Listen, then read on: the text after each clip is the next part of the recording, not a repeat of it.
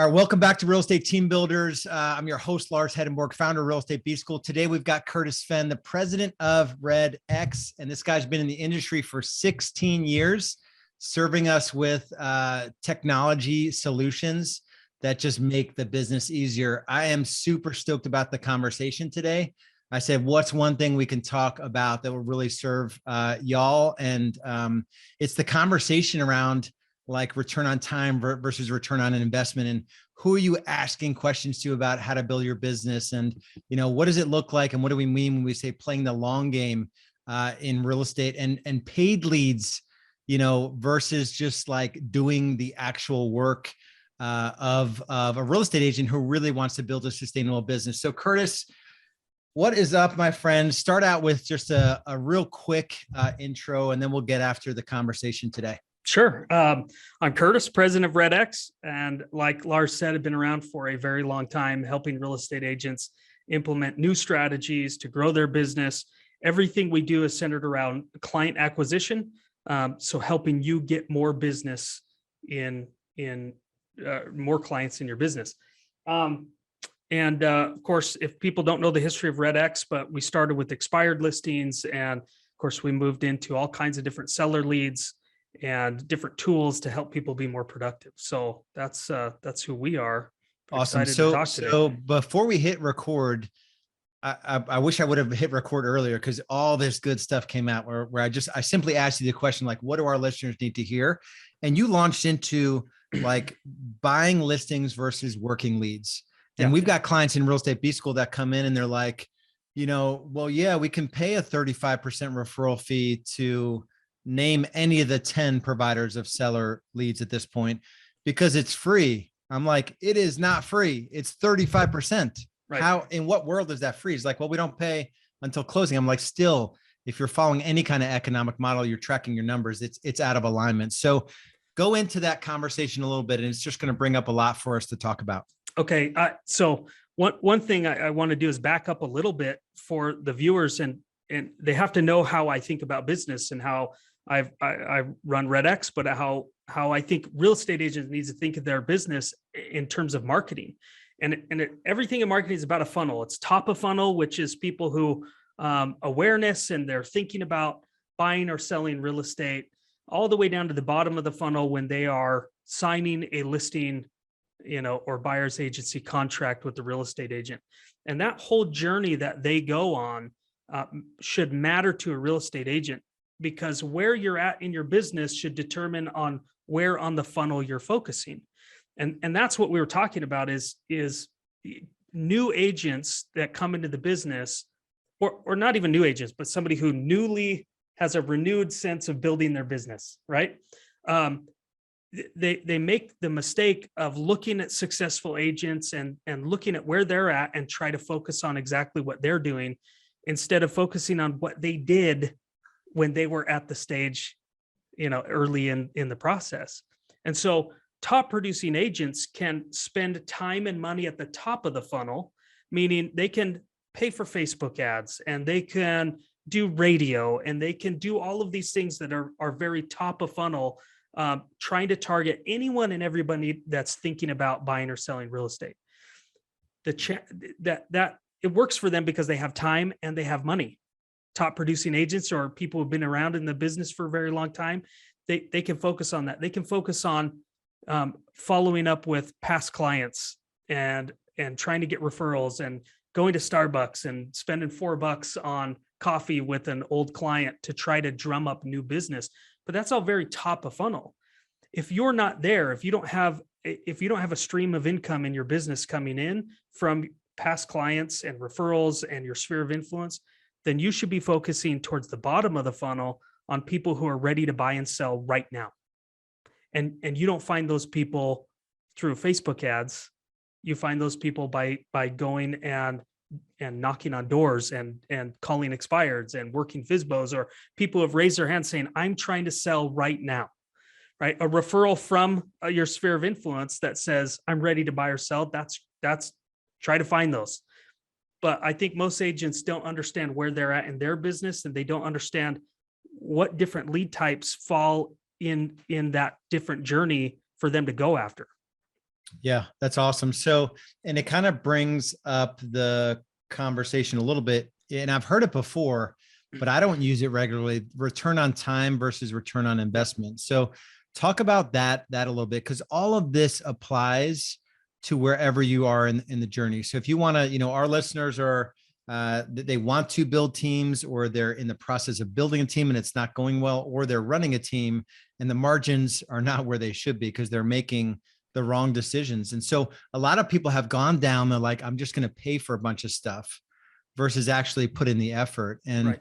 I know guys selling 1,000 homes a year that are low single digit profit margins with their production included in the profit.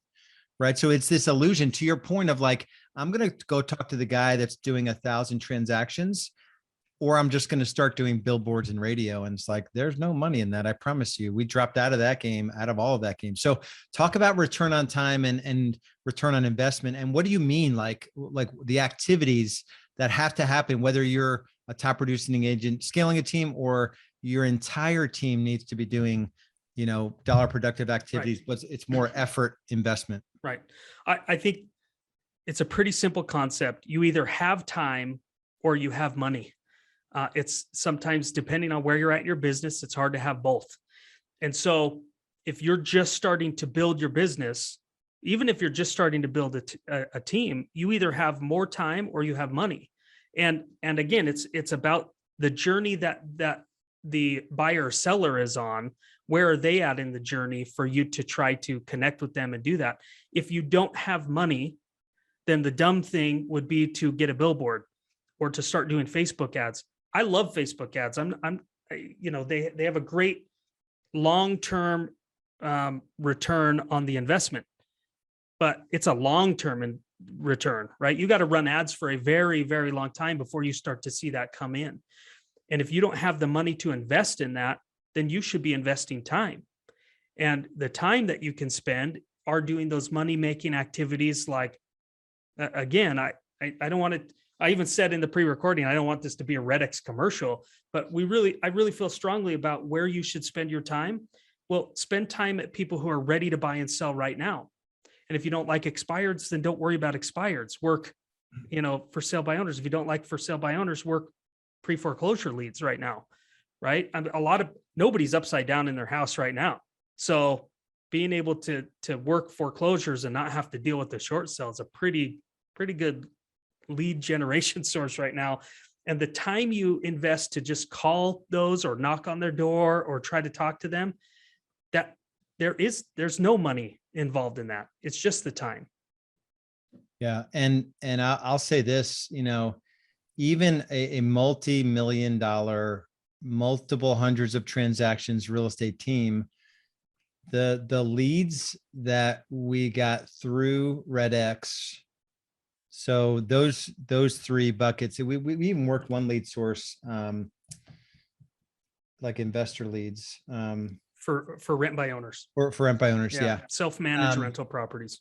Yeah. So those three lead sources accounted for about 25% of a multi-million dollar real estate team.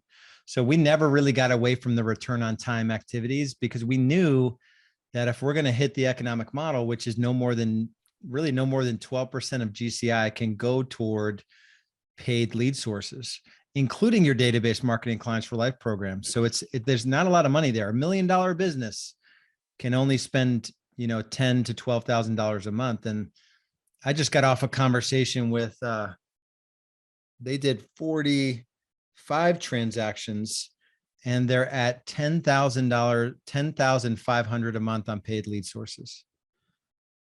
And they're only doing 550K. So they're at, and only 30%, 30% of the business came from those paid lead sources. So that's 200K. And it cost them 100K. Right. And I'm like, are you tracking anything? Right. So, we've done a lot of surveys over the years. And one thing rings true every time we do a survey and we categorize top earners versus average earners. And it's, they track the numbers in their business. They know exactly where to invest the money to get the best return. And that is a time dollar thing. A lot of people can break it down into, this is how much I'm worth per hour. And if I can talk to, 18 for rent by owners in an hour, what is the return on that? So you can really turn return on time back into return on investment to really compare everything you're doing. Is it worth $1,500 a month to pay Facebook ads and then follow up those leads and filter the Mickey Mouse kind of crap that comes through on some of those lead sources? Or do you just pick up the phone and call a few people who are ready to buy or sell right now? Yeah. So let's talk about some of the, you've been in this world and you probably have share some of the frustrations, because you guys, even though it's self-serving, you guys are, I think paying other people to do something that you should be doing on your own it's typically not working out in our industry. Mass media, they're setting prices on mass media in such a way where you can't make money on it. Zillow, you can't make money anymore on it. Like all of those things are they're out to not help us get a 10 times return. So what are some of the common, challenges that you see? This is clearly one of them, the whole, like, people want the easy button. But we talked about like all these paid seller lead gen, these paid seller lead sources that have come up. And I forget if I said this before, or if I said it while we were recording, but people think that it's free. Right. And so what challenges do you see? What's most frustrating when you're trying to like get into someone's psyche and mindset around, like, stop doing that and start doing this? What are the few things you would tell them? So besides, you pointed it out, the most frustration is that they think if they pay a higher dollar amount, that commissions are going to magically appear in their bank account. And that's not the case. I mean, even you still have to call somebody, you still have to build rapport, you still have to go through this journey to do a listing presentation.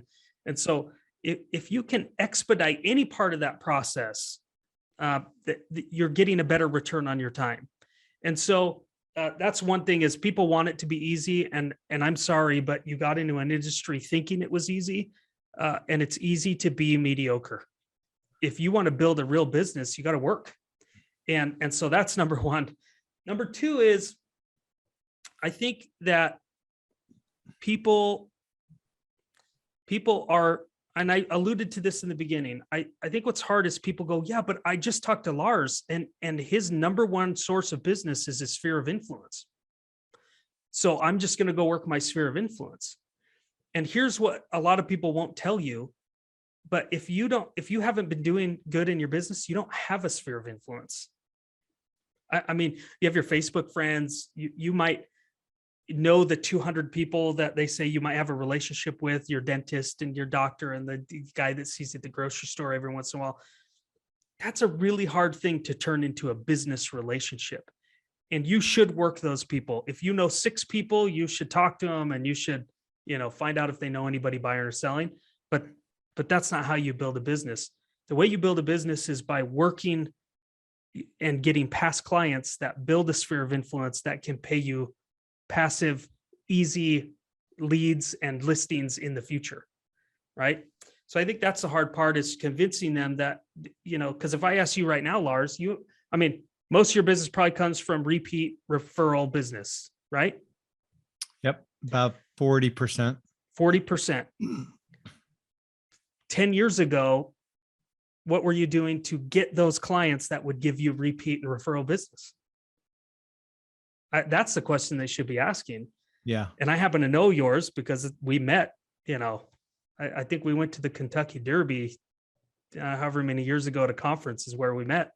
And you were working, you were grinding. You had a team that were grinders. You were on the phones. And when you work those types of leads and they become your clients, they become great advocates, people in your sphere of influence that will continue to pay you business. Yeah. And that there's one thing that you kind of touched on, and this was, it brings up the thought, like, a lot of people have gotten away. I think they've just assumed that expireds are not a lead source when the market is 20 offers per property. But I mean, we've earned multiple, like more than 500,000 GCI consistently in all the last 3 or 4 years. And we've done more in other years, but it's like, when's the best time to plant a tree? When I 40 started years ago. yeah, when I started with REDX and I started expired FSBOs, and then for rent, or, even some of the distressed leads, which we never really got into, but now is certainly the time to do it. We committed to never stop doing it. Right. But other agents are like fair weather, like, they're not going to do expireds when there's less opportunity there, but there's massive opportunity to reach out to, even going into your system and extracting expireds from, 2016, 17, and 18.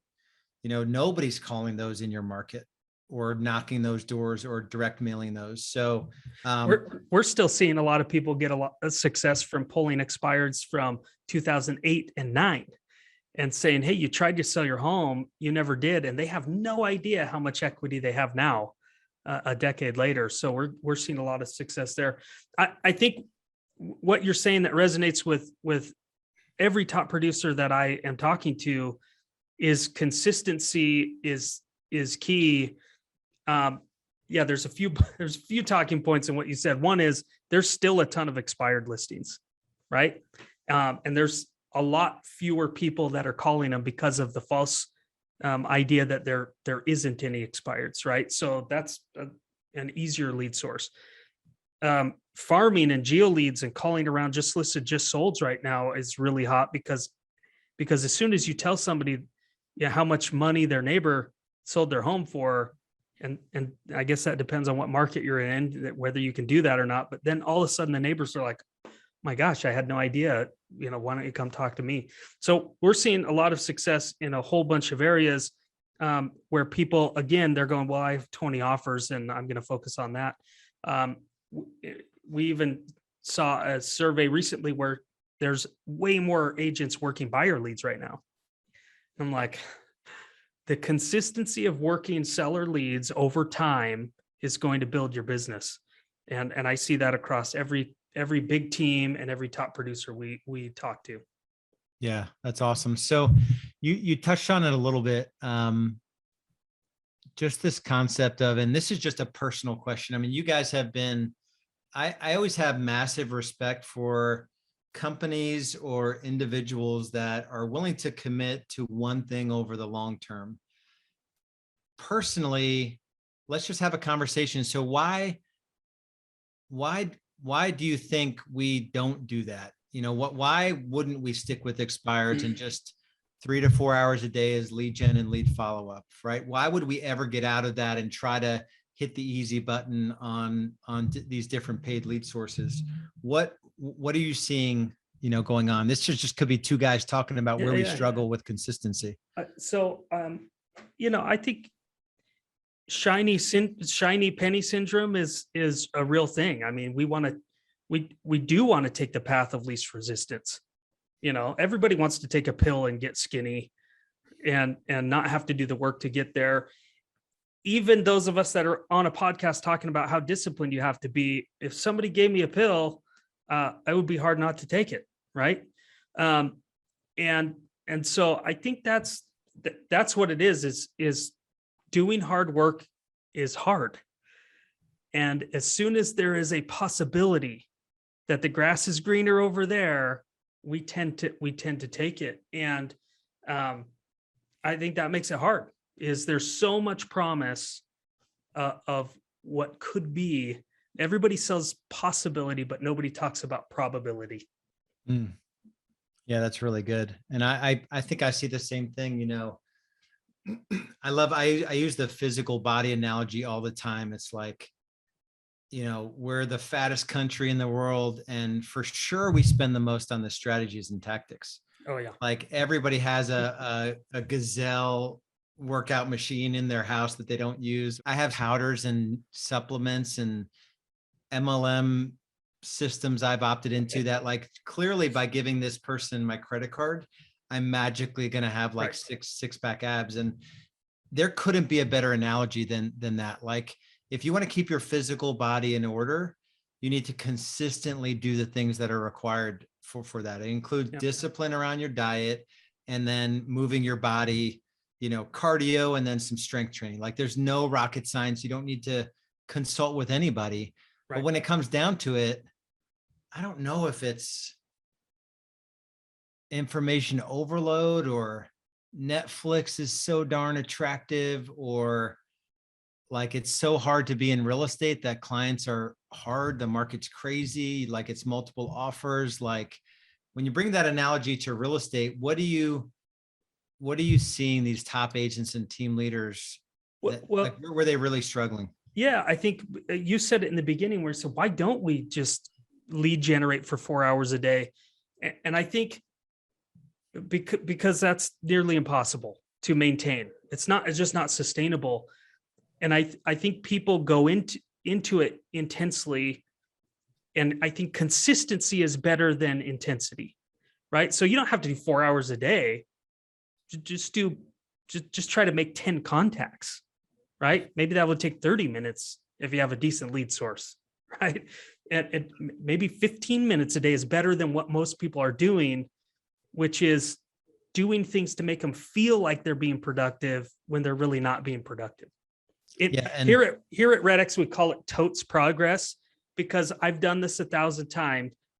I'm like, okay, I'm going to get organized. I'm going to clean out the garage.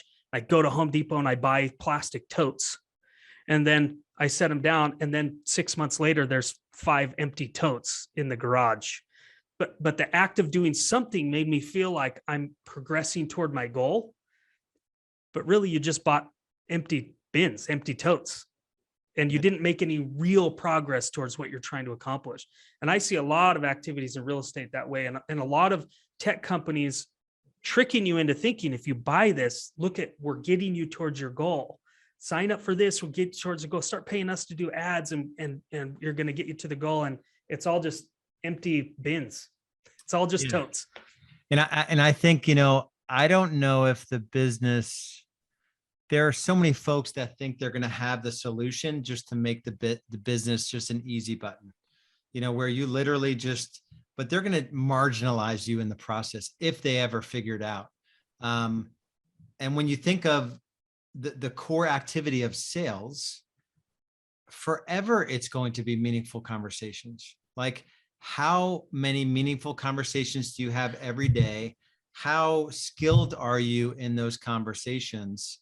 And even on the days where you drop the ball. So even on the days where I devoured a cinnamon roll before we started this. So even today, this is not on my plan, right? So I was scoffing down a cinnamon roll. My son's birthday today. So I'm still going to have a good dinner. I'm still going to, try again tomorrow to not eat a cinnamon roll. And so I think a lot of times we're like, well, screw it. I didn't make my contacts on Monday.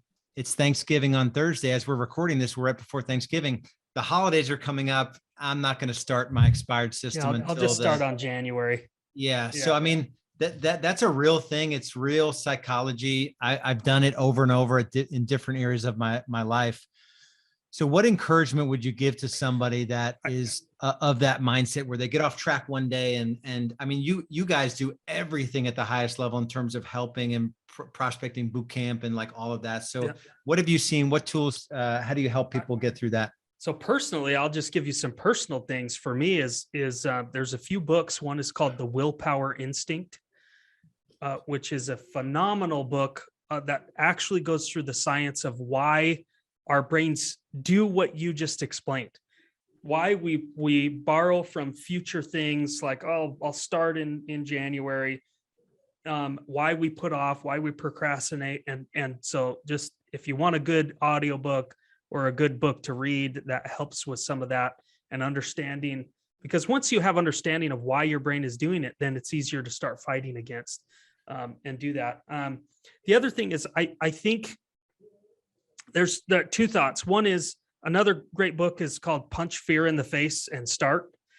And in that book, he's quoting a psychologist, and the psychologist works with famous musicians, and he would, talks about how most of them are depressed and unhappy. And he goes through and he says, out of thousands of people he's talked to, the inner voice, rarely is a positive inner voice. And it really tries to tell you two things. One is you can't. And the other thing is you have to do it 100%. Right. And everybody should relate to this. January comes and you're like, I'm getting the gym membership. I'm going all out and I'm not going to eat a single carb. And, I'm going to count every single calorie and all my macros. And you do that for like 4 days because the inner voice, like, you gotta go, you're going all out. And then after 4 days, then you eat a cinnamon roll and your brain reverts to, see, I told you, you can't. Right. And then we give up until the next time where we feel the motivation to do 100%. And I think what people need to do is they need to think of consistency. Get a simple lead. You don't have to pay a lot of money for data. You don't have to pay a lot of money for leads, right? You could pay $20 and have enough leads to just try to make 5 contacts a day, right? Just 5 a day. And once that becomes a habit and a routine, maybe you could up that, right? Maybe you could up that to 50 contacts a day. And what would that do for your business? Because you don't have to do that for very many years before you'll have a database and a sphere of influence that will start giving you, in addition to the transactions that you get from the people that you're trying to get money now, you're getting all of the referral and relationships from the people that you're putting into your CRM. So I think they need to quit trying to do it all and just say, quit. We even tell people, and my sales guys think I'm crazy, but I'm like, quit selling them 6 different lead types. Like, if they've never done it and they don't have a system, they're going to go all out for 4 days and they're going to call us and go, I want to cancel. Right. Which they do. So I say, just sell them 1 lead type, just one thing, and tell them to give it 60 days before they try anything else. And then add it. So start small and be consistent. Don't think you have to do it 100%. That cinnamon roll is not going to throw your whole thing off the plant. Some is better than none. I mean, you could go on and on with the one-liners there, but you just got to start, and you got to start small, and you got to be consistent. Yeah. And this dynamic never changes. So whether you're a top agent or you're leading others in a team environment, real estate team, I mean, your team is dying for you to step in and provide a little bit of consistency. And I see a lot of team builders out there that, they just abdicate the responsibility for lead gen, and it doesn't get done, and they're frustrated, and, they never had a system in place to begin with. And they were sort of paying for leads, and that was their solution all along. And there's just you can't build a profitable, sustainable business on just the easy button. No accountability on where you're spending money, no accountability, no lead management practices or any of that. So this has been awesome. What is the easiest way that these guys can connect with REDX, REDX.com, or they can call us 800-731-7339, and we can help them get started. But also, just based on what I said, you don't have to buy anything from us for us to help you get started. We'll teach you how to do it without spending any money with us. And we have a tremendous amount of training and resources and everything that you can get involved in to help start to grow your business. Yeah. And so I'll say this, and the purpose was not to plug REDX. There's only 2 things that I started and I never stopped. REDX, my CRM was one of them. Still to this day, I signed up with them in October 2008, still with the same CRM, and REDX. I don't know exactly, but probably around that same time frame, probably 12, 13 years in, that we've never stopped with expired and FSBOs. Like, those programs have just always been running in our business, and they've always yielded 250 to 750,000 GCI. Like, just consistently in a market where, like, supposedly there's no expireds, right? Which is the last 3-4 years in my market. So you guys definitely owe it to yourselves to check these guys out. These guys they're just a servant heart mentality in terms of, like, single focus. It'll never change. They're going to bring the quickest path to money that I know of in the real estate industry. So I love you guys. I respect what you're doing.